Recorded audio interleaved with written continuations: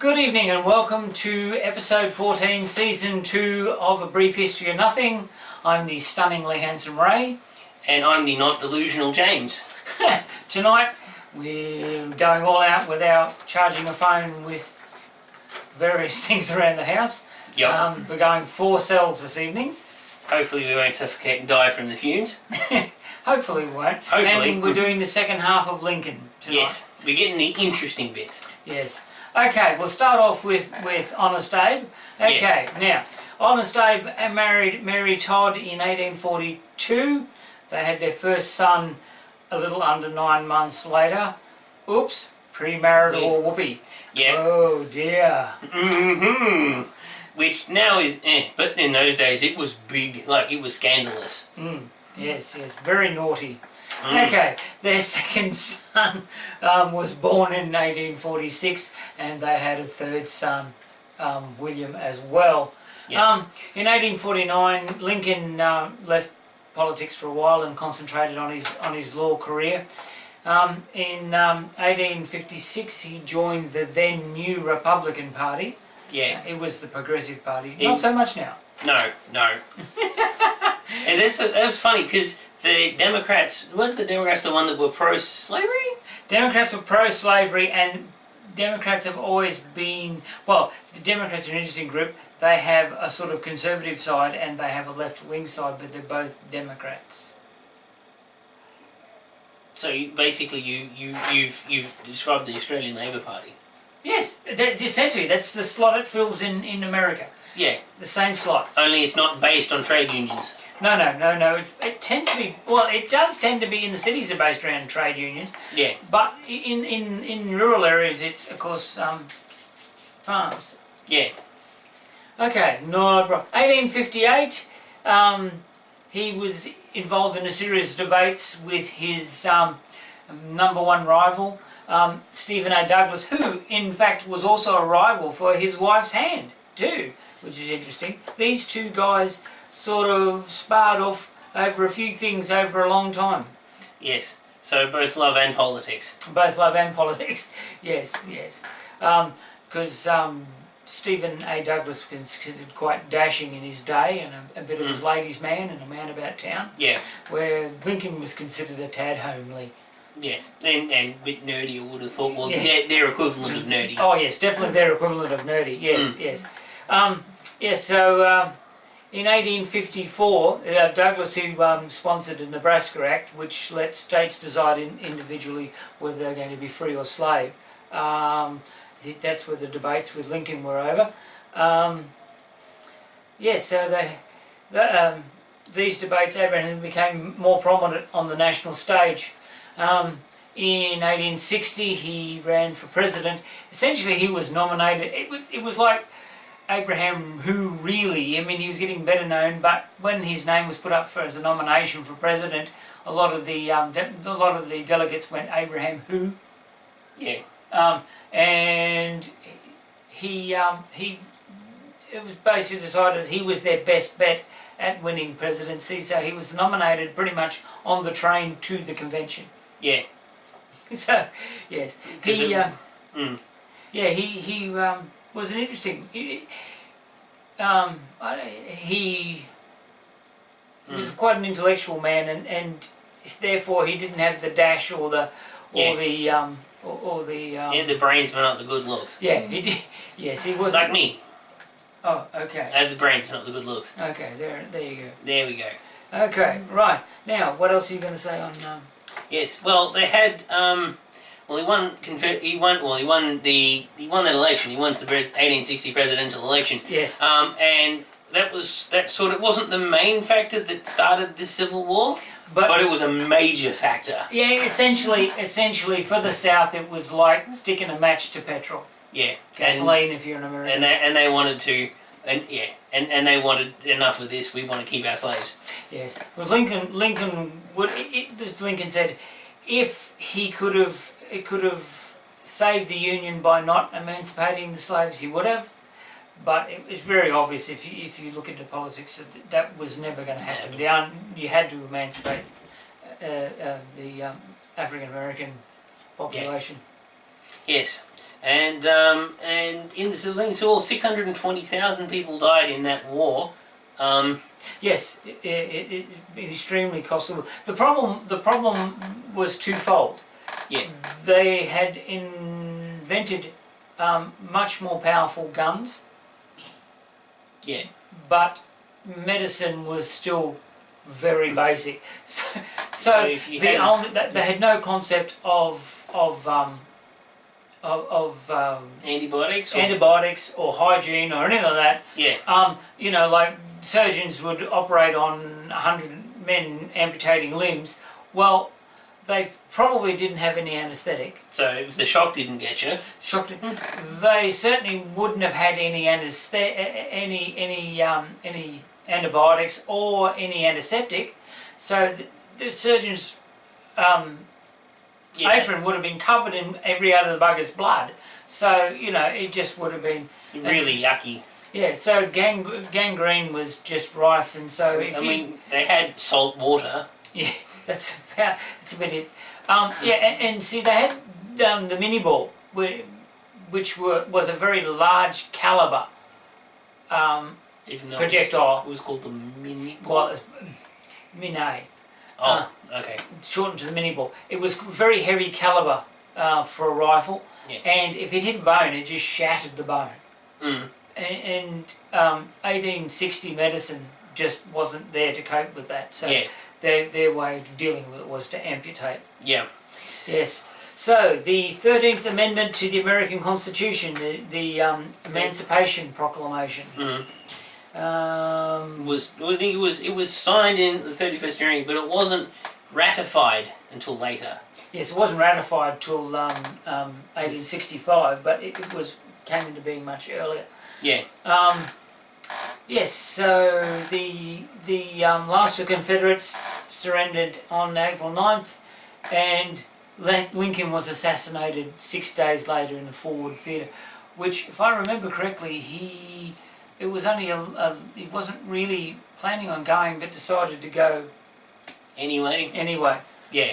The interesting thing was, in medicine again, when he was shot in the head, he was taken across the road to the boarding house and laid there. They had metal rods which they were poking into his head to figure out the trajectory of the bullets. They didn't obviously know about, because about that same time, I think they figured out a lot more about neurosurgery when a guy called Phineas Gage was actually packing explosives to tunnel for a railroad, but he didn't put the packing sand in, and the rod went through his head. Yeah, that hurt. Yeah, so neuroscience, because they thought, he was dead, but neuroscience obviously then it's in its infancy now. It was virtually non-existent in the 19th century. Yeah, if you were hit in the head, they just, you're gone. See you later. Nice knowing you. Nice knowing you. Yes, John Wilkes Booth, who wanted to revive the South and basically continue the war. He was an actor of some note and chronic alcoholic. Yeah. He shot Lincoln in the Ford Theatre and then jumped on stage, and for the life of me I can't remember what he shouted about the South as he jumped on stage. He was either high on something or had so much adrenaline pumping, because when he jumped on stage he broke his leg, and then he still kept going with a broken leg. Yeah. He was eventually caught. So that brings us to the end of Lincoln. I think Lincoln was a very pragmatic man. Yeah. He also set up a war room in the White House, where he could watch all the telegraph messages coming in, which would have made him the most up-to-date commander-in-chief ever at that point, because you know, up until that point, if a general wanted to get a report, he had to have a writer bring him a report. He'd read the report. By the time the writer got here, the battle might have been already raging for several hours, so the situation report that he got was several hours old, whereas Lincoln was getting reports, you know, and a couple of times it was literally minutes after things had happened. Yeah. Sometimes it was, half an hour, but, if you imagine someone riding to Washington from a battle, giving Lincoln's aide a report, then that going to Lincoln, then Lincoln reading it, and then going back and to his, reporting back to his generals. Having the war room in the White House certainly speeded that process up. Okay. Alrighty, Now we'll do our experiment. See if we can master this beast. All right. Okay. Fire when ready, Grizzly. Fire when ready, Grizzly. Well, you've got the. Okay. So, tartaric acid. This is what they've all got in there. Tartaric acid. And we're just going to pour the rest of it in there. Finish pouring the tartaric acid in. It's always fun because it's really humid here at the moment, and we keep getting lumps. Yeah. Okay. Alrighty. Okay. Now, Well, I'll use that one, and you start with the other one, and we'll fill happily on. Alrighty. Here we go. Here we go. Here we go, here we go, here we go. Here we go.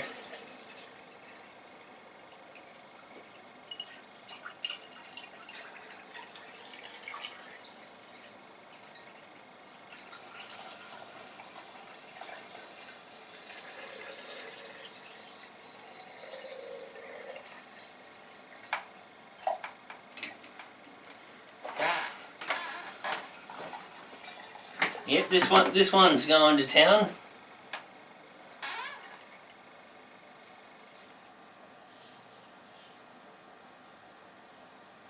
Am I right there?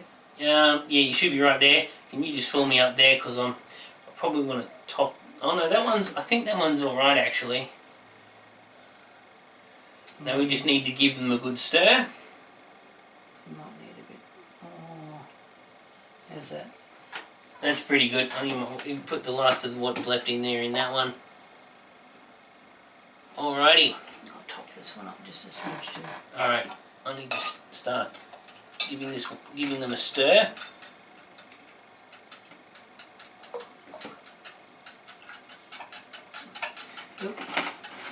Inundated the tape. Never mind. Oh well. Shite happens. Okie dokie. As I'm stirring, do you wanna check the volts? Well, How many I'll volts? let you check the volts and I'll stir. Yeah, okay, well that works.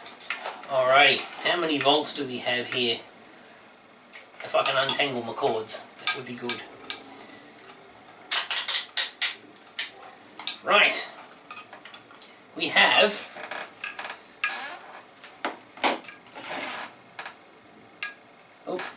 try the right way round. Might help. Oh, I heard that. It does. Okay, that's been stirred. Ooh, you know what? We've hit 4 volts. We've got enough volts. Okay. We have about 5.5 volts. Let's see if we can charge this phone. Okay, hang on. You want to put those 2 back together? Yep. Make sure the insulation's back on. So we don't want anything shorting out.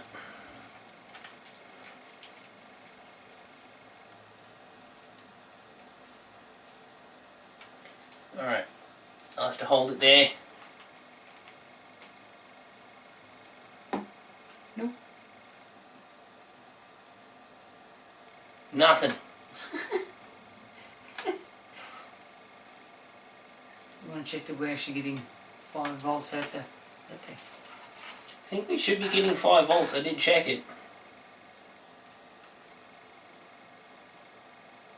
Hang on. Stay put, you silly things. Yeah, because they short out and then you lose all your volts. Yeah, they're getting nothing. There's a short in there somewhere.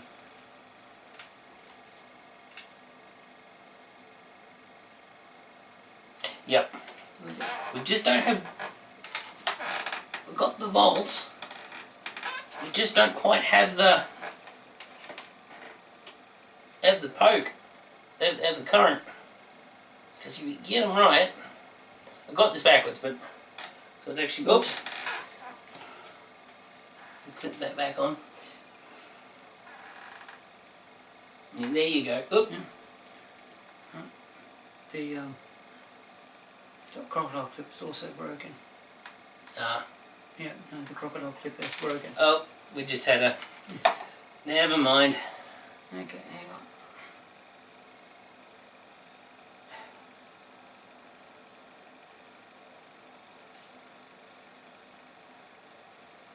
Okay. It's not getting warm, so we're not put it in backwards or anything. Nothing. Nothing. Nothing. So you want to see what You want to see what volts we're getting? Yep, that one's now come under it.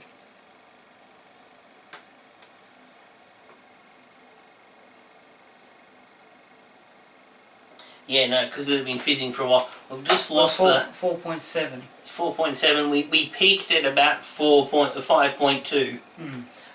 So how many amps did we peak at? How many amps we got? I'm not sure. We'll have a look. We have. Oi, my thing's tangled again. My thing keeps tangling. All right. You're on me. Oh, am I? You're not producing any current, Dad. We had north of 100, so we've got north of 100 milliamps. I'm suspecting it's our connection to the cord that's the problem. Yes, so we seem to be producing enough power. Yes, but we don't have enough right connections. Right, so we'll now work on our cable to see if we can. We're producing enough power from our 4 cells. We'll now work on our cable to see if we can produce enough oomph. We will eventually do this. Yes, we will. Anyway, so okay. Now that we've failed yet again, what happened on this day? Okay, in 54 BC, AD. I got it's common error and same diff. Okay, Claudius succeeded Nero as Emperor of Rome. As you know, I was there. I watched it. It was cool. You're old enough, so yeah. Thank you. I got in first. Yes. In 1307, King Philip IV of France tried the Knights Templar for heresy. Okay. Knights Templar, they're a bit of an interesting bunch. Yeah, Knights Templar. Yes, they are a little bit of a strange group. And the King of France went, no, you can go away now. Yes. Yeah. Okay, 1884, Greenwich was accepted as the longitude time standard. So that's even today now we use UTC, which essentially is Greenwich. There is some difference, but it's essentially Greenwich Mean Time, and that's what we use. To know all the time zones on the planet. Right. On this day in 1943, Italy decided time to swap sides, as it did in the First World War. It swapped sides in the Second World War and declared war on its former ally Germany. So, yeah, that's Italy's favourite pastime during World Wars, is to swap sides half-time. Yeah, that's the one. And in 2010, there were 33 miners trapped in a copper mine in Chile. And after nearly 70 days underground, they finally were able to be rescued. That's good. That's 2 months. Yes. 69, well, it's probably a little more than 2 months. Yes. Can you imagine 2 months trapped in underground? No, thank you. Not my idea of a fun way to play. Oh, no, not really. Now, who got born today? Oh, well, Margaret Thatcher got born today. Politician and general pain in the bum. Sorry, not a Margaret Thatcher fan. No, not a Margaret Thatcher fan. Yeah, Baron Thatcher passed away. What year did... I know Margaret Thatcher passed away 2013. Yeah, Baronet Thatcher passed away 2013. Yes. Singer, Sammy Hagar, Chickenfoot, Van Halen. He was born on this day in 1947. Half of Donnie and Marie Osmond, was born on this day in 1959.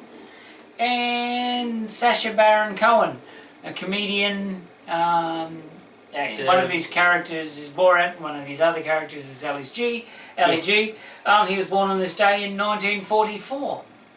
Okay, no, 1971 he turns 44. He turns 44, yes. Dyslexic am I? Yes. Your Spronglish is most goodly. Yes, my Spronglish is. I have some of the best Spronglish ever.